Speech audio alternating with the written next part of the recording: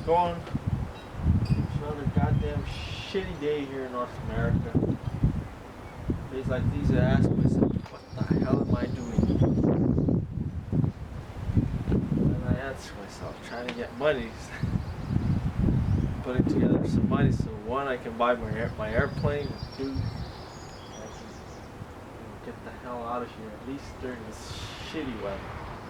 Anyways, this video I'll be showing you guys how to change the bushings, the control arm bushing, as well as the shock absorber, the 1963 Rambler American.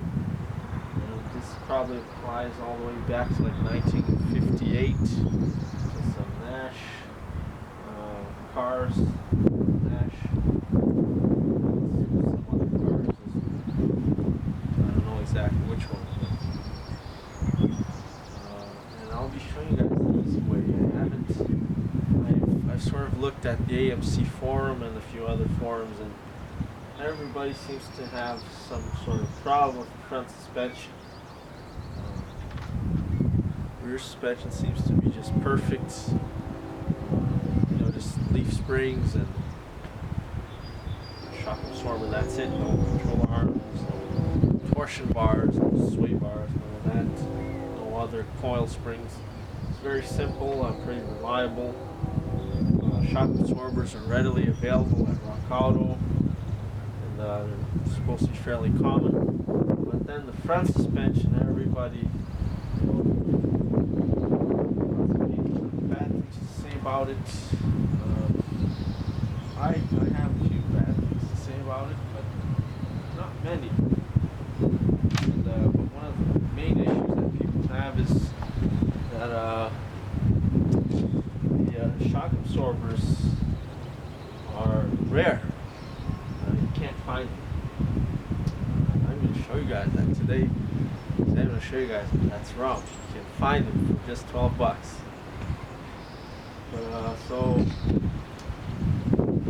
one other thing that people don't like is the pivot, the king pin, I think that's what it's called. Yeah, I have a problem. I don't know. I know a huge amount of detail on what parts, and what they do, how they work. Pretty good knowledge of how to find them. But when it comes to the names are stupid anyways.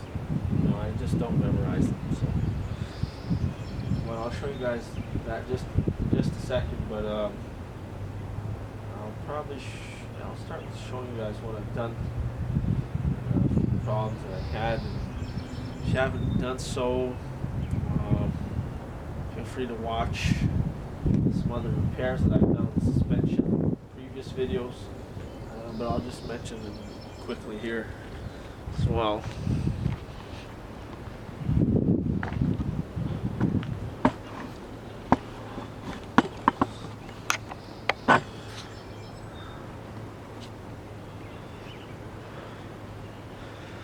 Actually, you know what? I'm just going to take the camera off here. Give me a second.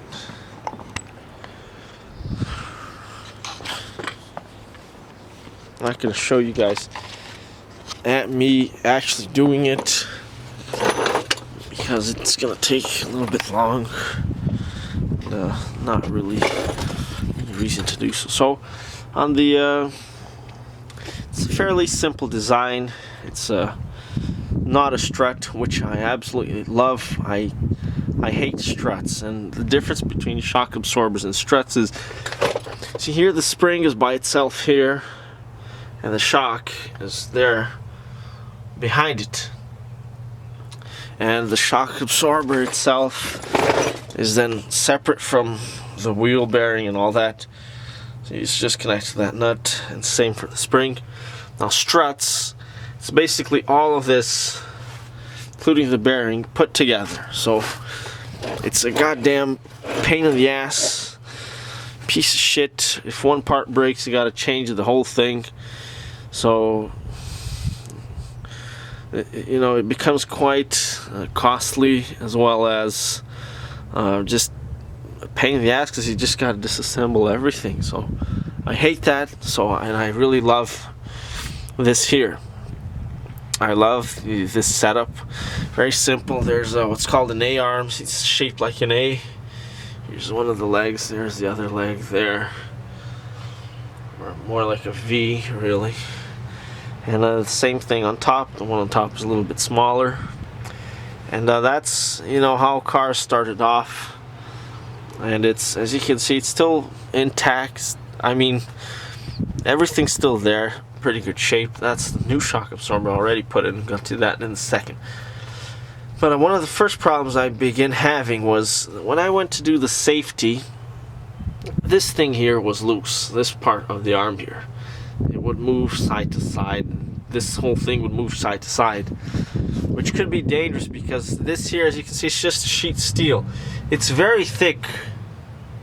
It's looks like it's about 5 millimeters thick, so it is pretty thick stuff, but not thick enough to you know, handle the weight of a over 1 ton car traveling at 100 kilometers an hour.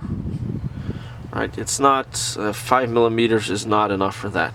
Cast iron this thick is enough for it, but not like that. So the problem was that this nut here, this bolt that goes through here, there used to be like a bushings. Originally it was like little O-rings, not bushings, sorry, little O-rings. Obviously those things were shit. No nicer words to describe it. They were garbage. Horrible, just ridiculous. I'm just telling you guys like it is. You know, trust me, it pains me to say that because we're talking about my car here, and I love classic cars. But you know, everywhere there's little flaws here and there, and that's one of their flaws. That's one of where they screwed up. Right, so what I ended up having to do, so then I said, well, I'm going to try to tighten it up. And what happens is, as this warms out, once the O-rings get worn out and bad roads, it starts to enlarge the hole inside this arm here, and then, you know, the hole gets bigger and bigger until one day this could probably just come off, and then this side would twist and break, and basically your wheel would come off in the middle of the road, and that would be kind of catastrophic. But certainly no one would ever drive a car till it gets to that point. But so anyways, that's what was happening. Then I tried to take the bolt off, but then it broke inside. And I have there's another guy, he's done a comment. He commented on he made a comment on my YouTube channel, on the channel there. His name is Tom Jennings, and he had the same problem. This thing here is seized. As you can see, that one is not original there. So what I ended up doing is I just enlarged the hole, and I just went to Home Depot Auto Parts, got a stainless bolt, put it in, welded it in. And then I welded a few washers here to enlarge this and make it stronger. Yeah, that's what I did. And then I just put a nut with a nylon insert in it so that it doesn't come off, and a piece of rubber in, and there you go, good to go. 10 times better than it would have been originally. And then I some time ago, on the previous video, I did sort of the same thing on this side, except this side, I believe the bolt here did come off, so that wasn't too bad. As you can see, there is grease, plenty of grease flowing through it, so that's not a problem. I know somebody said that these cars, you know, they weren't properly lubricated, and then things seize up in here and there's no grease, and if there's no grease, then it's just metal to metal contact. The suspension gets damaged. As you can see here, the suspension is fine in this case. There's a little nut here, a little bolt, sorry, and I'm gonna put a grease insert here instead of that. I'm gonna take that off, put a grease insert, although there is one here in the back. I don't know if you can see it, but there is one here. There you go. There it is there. And it does work fine. There it is there. There it is. So everything's fine. Everything has grease coming out of it, so that is great here too. And then the second problem that I was having was this side here. The wheel was way lower than the other side, like probably it was I think 3 inches if I'm not mistaken. Yeah, but it was noticeably lower. So I checked the spring. The spring is fine. See, it's nice and extended. There is a break here, but only at the very bottom. It shouldn't make a 3-inch difference, but it's not nice, and I feel that sometimes this tries to slip out, but that's alright. That's not the cause of our problem. So I loosened up this arm here, and it was loose. See, there's those bushings there. Those are the control arm bushings. That's what this main video is about, and they were when they're good, they're supposed to be springy. Like when they're tight, you step on it, it should spring back up, and it should even like have quite a bit of force to it. Like you can step on it and it'll be, you know, as strong as your step pretty much. So that may not seem like a lot, but there's 4 of them. So what they do is they act like pretty much like torsion bars. They help the spring, so they do take quite a bit of the weight of the car, and if they're worn out, which in many cases they will be, because this car is from 1963, so it's probably due time that those rubbers went bad. But what happens is that it'll force too much the spring, and it'll compress it too much. So they do take the weight of the car, and once I'm done this video, the second part, you will see that it will be higher. And so they also affect the weight, the height of the car, not just the springs. The shock absorber does affect the height as well. It affects the limits of the height. So the minimum and the maximum height, the shock absorber influences that. So there's that. But these things, the bushings, are pretty much, I'm going to say, they're the most important part of this suspension here.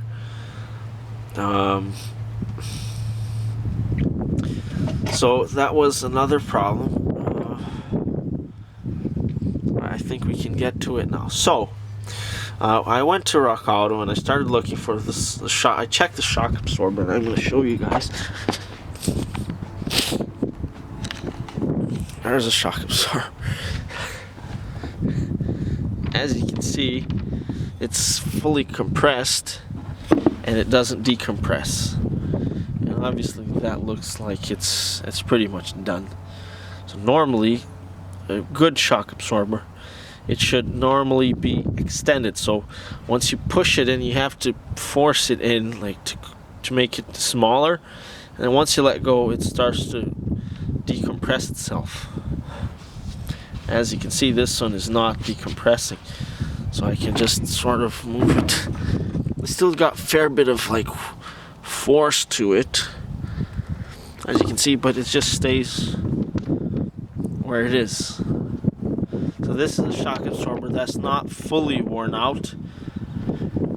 I mean, it's some shock absorbers, they're so bad that you just push them in and out, and they're really easy to move. So this shock absorber is just doing half of its job basically.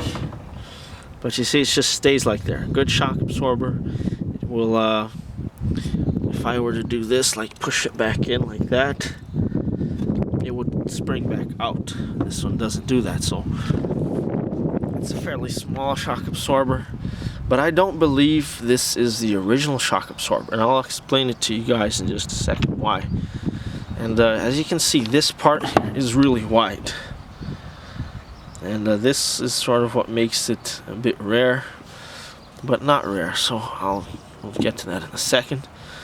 I had to plasma torch the nut off, but as you can see, I was just practicing, like trying not to damage the threads, and I did a pretty good job. You can see I didn't do any damage to the threads.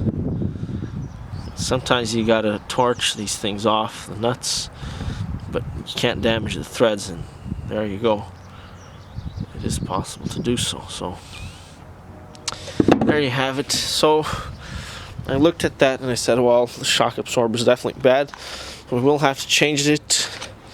And I knew that the bushing was bad as well, because the way you find that out is take these things off.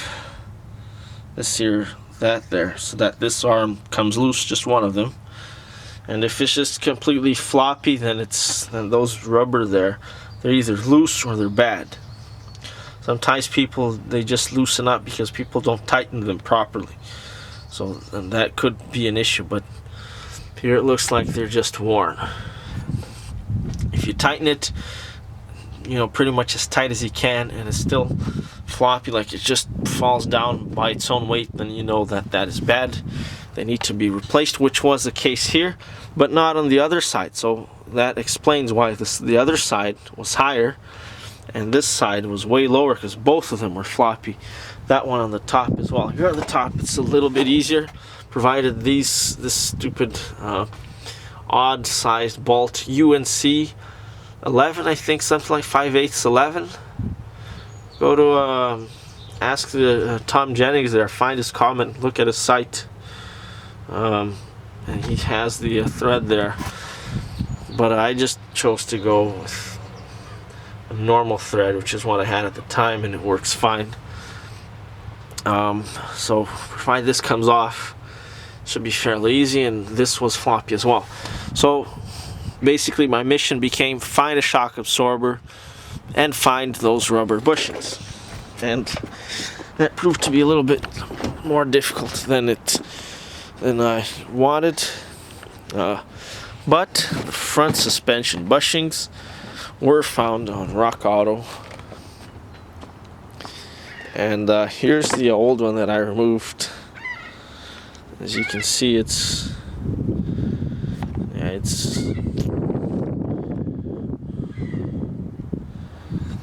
completely worn out. Goddamn stupid camera.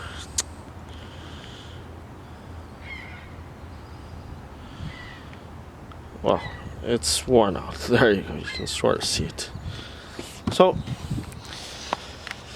and so there I went to the site, Rock Auto, and it costs $10. You guys are probably laughing at me. I told somebody, I said, "Oh man, you're cheap." Well, I sort of am, but you see, yeah, you look at one of them. Okay, one of them, $10. That's not too much, but it's just, I feel kind of stupid. It's just a piece of rubber and a piece of steel. Back then, probably wasn't that expensive. But okay, just one of them. But really, you need 8 of them, because there's 4 on each side. Remember, 2 on the top and 2 on the bottom. So you need one for that side, that one there for that side, that one there for that side, that side, that side. So you're looking at about $80, plus the shipping would be about $30. Taxes, you're looking at, it becomes plus labor if you have to pay somebody to do it, or you're looking at over $100. So I said, oh yikes, that's a little bit too much. But I bought one of them anyways, because I wanted to have a template, see how it looks, and see if it fits. So here it is. It's Dorman 532 422. Part number there's another part number. I don't think this is proper part number. 65 324 22. There's another part number. 6061-3, I think that's supposed to. Hang on, I'll look at the paper. But the new one is a Harris. I've never heard of that brand. It's a Harris 6244. Once again, 62404. That's the part number for these. And, they're sort of has a chamfer on it, and it does fit. I put it on, it does fit. But I didn't want to spend over $100 for these things, so. But I just wanted one. While I was buying it, hang on, I'm getting too carried away here. Let me just get the proper part number for that. There you go, Dorman RB 5324222. Yeah, that is the part number. Control arm bushings. There it says $7 US, but I have to pay in Canadian dollars. So, but as I was buying it, I looked at the material and it's rubber. It doesn't say it here, but if you go to the info on the Rock Auto site, it's made of rubber. So as I thought, well, I must be able to find just something that's made of rubber. I've seen some other people, you know, the steel part is usually good, so they can actually just reuse the steel part, and they just find the rubber part, which is cheaper and saves you time, because it's not everywhere that you have those things. Rubber bushings are not very common, but they actually had it at the Rock Auto at the Napa site as well, local Napa, so that was pretty good. But it was like $30, so fuck, I'm not gonna pay $30 for a piece of rubber. Sorry, I'm just not. Even if I had the money, I wouldn't. If you went to the Napa site, look at 30 times 8, $240 just for parts. So that would be a little bit excessive. But as I was buying it on Rock Auto, I said I'll buy just at least one. I can copy it or figure something out. I looked at this thing, shock absorber bushing. You buy these things if the shock absorber itself is still good, but the rubber is bad. And just replace that rubber part that goes in the middle. And it's, of course, from China. Everything's from China. I don't care. Just rubber, like any other piece of rubber. And I looked at it and it says, what the hell? It looks, and it has the dimensions there at the Rock Auto site as well, which is, you know, which is just awesome. Just brilliant. So, and the measurements are almost the same. So, just, I'm going to do this here. Look at that. They're pretty much the same. Same diameter, same outer diameter. They're like exactly the same. Inner diameter, the shock absorber bushing is a little bit smaller, but that's because it doesn't have that sleeve in there. That sleeve compresses the rubber here. So say, what the hell? I'm gonna buy these things, and I'm gonna try them on, and sure enough, they're only about $4. So, you know, from a $240 job would be, if I went to Napa, can basically go down all the way to like a $40 job, which is pretty cool. From 240 to 40, that's a big difference, especially if you're saving money like I am. So there you have it. This here, and the part number for that shock absorber bushing, if you want to use it, is 31010, and it's a Chrysler GM car, Dorman as well. There's the dimensions of it: 0.668 ID inches, 1.38 OD by 1.70, and there you have it. I bought 2 of these, and let me just put this back here before it gets lost. The dimensions of these things, I'll give them to you guys as well. An overall length of 44 millimeters. I've got no idea what that is in inches. I hate inches. Goddamn fractions. It's very hard measuring the inches on the caliper. You see, if I go there, there's no way. The lines are all the same. There's no way I can know if it's an eighth, if it's 5/16, what the hell it is. I hate inches. Metric, it's all the same. So, and it's more accurate on this caliper. So,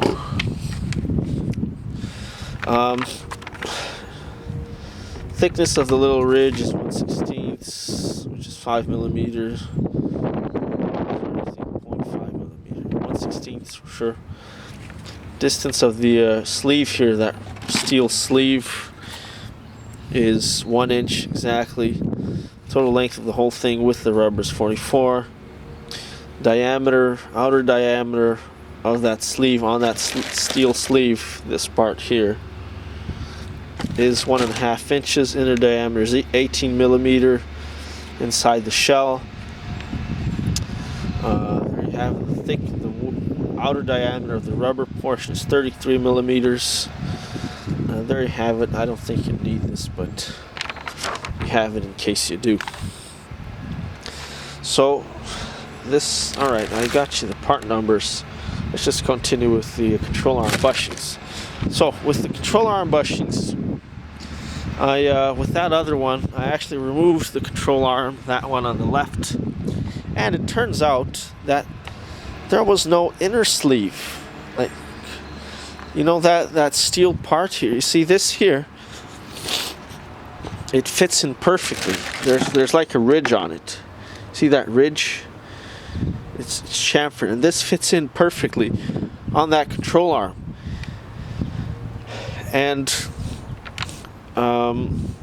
this sleeve here, I was hoping to use it, you know, like the old one. I was hoping to reuse this steel sleeve here, but it was missing. It's just not there. So that tells me that somebody probably just took this off and put some sort of rubber there and just did a shitty job from the start. So, but I had everything out already, and so I just put that shock absorber bushing in as is and just forced it in on the vise. I used a few, sorry, I'm getting ahead of myself. I used a few sockets to take the old rubber bushing out, that one that's on the table there that I showed you guys. Took it out, forced the shock absorber bushing in, and the trick is once you're tightening it on the vise, it'll sort of go into one side and come out on the other side. It'll twist itself out, and the trick to getting it inside properly is on that side that's starting to stick out, you push it in with like a anything like a hammer or a piece of, I used a little piece of flat bar, just push it in, and while you tighten the vise, it'll sort of go in crooked, but it'll straighten itself out at the end. So I did that, and it wasn't too hard, really wasn't, but it did have quite a bit of pressure to it. So, and then it was the harder part, a little bit harder, was putting it in to the bolt there, because tightening it, once you put it inside the control arm, it'll get squashed, so it'll decrease the inner diameter, which makes it just very tight and difficult to put it in. So I had to hit it with a sledgehammer and a socket, put a socket over it, and I hit it with that big sledgehammer just 2-3 times. Not really hard, but pretty hard. So it got in, and then I put the bolt on, the nut on, squashed it. There you go. It's nice and round. Hopefully you can see that. It's pretty good. Now, unfortunately, I did not have the inner sleeve. I had to damage it. See this? I don't know what it's called. I think it's